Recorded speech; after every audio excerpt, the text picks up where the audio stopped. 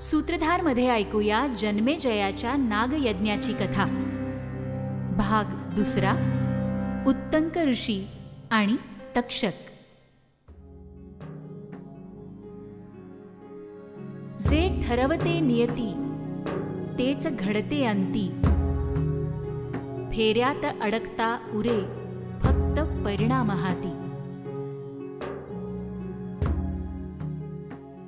जन्मेजयाचा नागयज्ञ याच्या मागील भागात आपण ऐकलं की सर्मानं जन्मेजयाला कसा शाप दिला आणि जन्मेजयानं आपल्या पुरोहितांची निवड कशी केली.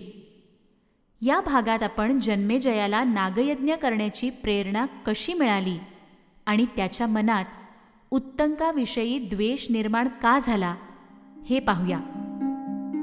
महर्षी आयोधधौम्य यांचे 3 शिष्य होते, उपमन्यू, आरुणी पांचाल आणि वेद. ऋषी वेद यांनी आपले महर्षी आयोधधौम्य यांच्या आज्ञेचं पालन करताना त्यांची खूप सेवा केली आणि त्याचं फळ त्यांना स्नातक होण्याच्या रूपात मिळालं आणि ते गुरुगृहातून परत आले. गृहस्थाश्रमात आल्यावर आचार्य वेद यांच्याकडे 3 शिष्य राहत होते. आचार्यांनी त्यांच्याकडून कधीच असं कुठलंही काम करून घेतलं नाही जे त्यांना त्यांच्या छात्रावस्थेत करावं लागलं होतं. जन्मेजय आणि पौष्य यांनी आचार्य वेद यांना आपले उपाध्याय नेमलं. एके दिवशी यजमान काही कामासाठी बाहेर गेल्यामुळे आचार्य वेद यांनी आपला शिष्य उत्तंक याला सांगितलं, वत्सा, माझ्या अनुपस्थितीत माझ्या घरात कुठल्याही गोष्टीचा अभाव असेल तर तो तू पूर्ण कर. एके दिवशी आश्रमात राहणाऱ्या स्त्रियांनी उत्तंकाला सांगितलं, आचार्य वेदांच्या उपस्थितीत गुरुमातेचा ऋतुकाल विफल होऊ नये असा काहीतरी उपाय कर. उत्तंकने उत्तर दिलं, गुरुवर्यांनी मला कुठलेही अयोग्य कार्य करण्यासाठी सांगितलेले नाही, त्यामुळे मी या कार्यात तुमची सहायता करणार नाही. आचार्य वेद आश्रमात परत आले तेव्हा त्यांना उत्तंकचा सर्व वृत्तांत समजला आणि ते अत्यंत प्रसन्न होऊन म्हणाले, वत्सा, तू धर्मपूर्वक माझी सेवा केली आहेस, त्यामुळे मी आता तुला घरी परतायची अनुमती देतो. जा, तुझ्या सर्व इच्छा पूर्ण होवोत. यावर उत्तंक म्हणाला, गुरुवर, मी तुम्हाला गुरुदक्षिणा देऊ इच्छितो. हे ऐकून आचार्य वेदांनी उत्तंकला आणखी काही दिवस आश्रमात घालवण्यास सांगितले. काही दिवसांनी उत्तंकाने पुन्हा गुरुदक्षिणेचा विषय काढला, ज्यावर आचार्य म्हणाले, वत्सा, घरात जाऊन तुझ्या गुरुमातेला विचार की तिला काही हवे आहे का. तिला जे काही हवे असेल ते तिला दे, हीच तुझी गुरुदक्षिणा असेल. उत्तंक घरात गेला आणि त्याने गुरुमातेला काही हवं आहे का असं विचारलं. तेव्हा गुरुमाता म्हणाली, वत्सा, तू राजा पौष्य याच्या पत्नीने जी कुंडलं घातली आहेत ती माझ्यासाठी घेऊन ये. आजपासून 4 दिवसांनी पुण्यक व्रतासाठी मला ती कुंडलं घालायची आहेत, तेव्हा तू लगेच जाऊन माझं हे काम कर. गुरुमातेच्या आज्ञेनं उत्तंक तिथून निघाला आणि त्याला रस्त्यात एक बैल आणि एक पुरुष दिसला. तो पुरुष उत्तंकाला म्हणाला, तू या बैलाचं शेण खा. तुझ्या गुरुनेही हेच केलं होतं, त्यामुळे मुळीच संकोच करू नको. उत्तंकनं घाईघाईत उभ्या उभ्याच त्या बैलाचं शेण खाल्लं आणि मूत्राचं आचमन केलं आणि तो तिथून निघून गेला. राजा पौष्याच्या महालात पोचल्यावर उत्तंक म्हणाला, हे राजन, मी गुरुदक्षिणा देण्यासाठी तुझ्या पत्नीची कुंडलं घेण्यासाठी आलो आहे. यावर राजा पौष्य म्हणाला, ब्रह्मन, माझी पत्नी आतच आहे. तुम्ही स्वतःच आत जाऊन तिला तिची कुंडलं मागा. आत गेल्यावर उत्तंकला कुणीच दिसलं नाही. तेव्हा त्याने राजाला याचं कारण विचारलं. पौष्य म्हणाला, तू नक्कीच उष्ट्या तोंडी आला आहेस. माझी पत्नी पतिव्रता असल्यामुळे अपवित्र पुरुषाला ती दिसत नाही. हे ऐकल्यावर उत्तंकाला त्याने केलेल्या शेण आणि मूत्राचं आचमन आठवलं.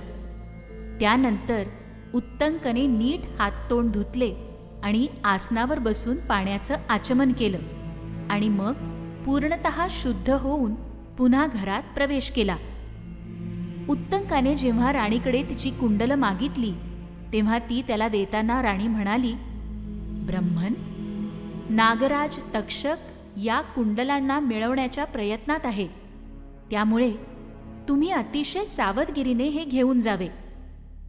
राणीचं म्हणणं ऐकून उत्तंक तिथून निघाला. तो निघताच तक्षकाने त्याचा पाठलाग सुरू केला.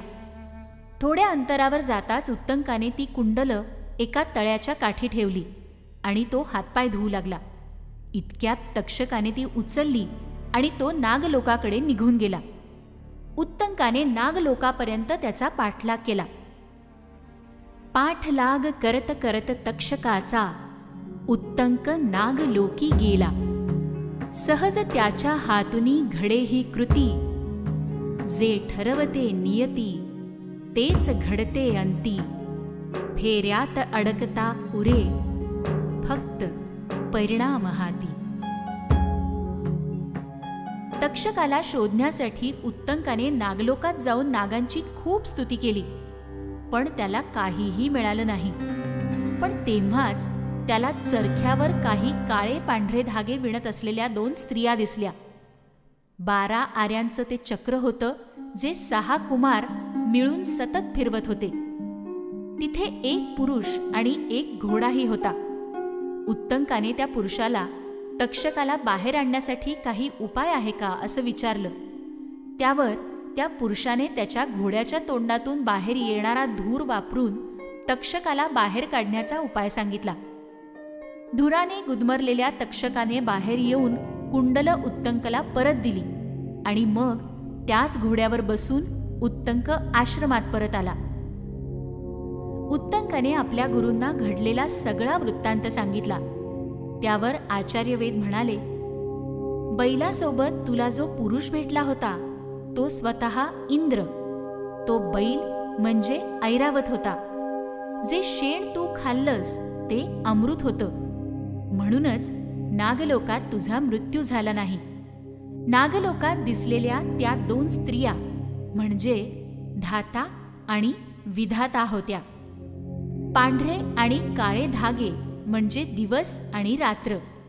12 आरे म्हणजे 12 महिने आणि ते संवत्सर रूपी चक्र फिरवणारे 6 कुमार म्हणजे 6 ऋतू आहेत. नागलोकात जो पुरुष तुला भेटला तो इंद्र आणि तो घोडा म्हणजे अग्नी होते. त्यानंतर आचार्य वेदांनी उत्तंकला जाण्याची आज्ञा दिली. पण उत्तंक तक्षकावर क्रोधित झाला होता आणि तो हस्तिनापुराच्या दिशेने निघाला. तिथे त्याची भेट जन्मेजयाशी झाली. उत्तंक जन्मेजयाला म्हणाला, हे राजन, नागराज तक्षकाने त्याचा पिता परीक्षित याची हत्या केली आहे. त्यामुळे तुम्ही त्या दुरात्म्याला अवश्य शासन करावं आणि यासाठी नागयज्ञ करावा. उत्तंकाने जन्मेजयाला असं कोणतं रहस्य सांगितलं ज्यामुळे जन्मेजय नागयज्ञ करण्यास प्रवृत्त झाला? राजा परीक्षित आणि तक्षकामध्ये काय संबंध होता? या प्रश्नांची उत्तरं मिळतील पुढील भागामध्ये. तात्पर्य: गोस्वामी तुलसीदास रामचरितमानस या ग्रंथात लिहितात, गुरु पितू मातू स्वामी हितबानी, सुनी मन मुदित करी अभली जानी. म्हणजेच गुरु, माता, पिता, मित्र आपले खरे हितचिंतक मानले गेले आहेत. यांचे मनात कुठलाही संशय न घेता ऐकावे. उत्तंकाने त्याच्या गुरूंची आज्ञा पाळली आणि इंद्राकडून अमृत प्राप्त करून घेतलं. म्हणूनच त्याचा नागलोकात मृत्यू झाला नाही. जे ठरवते नियती तेच घडते अंती. फेऱ्यात अडकता उरे, फक्त परिणाम हाती.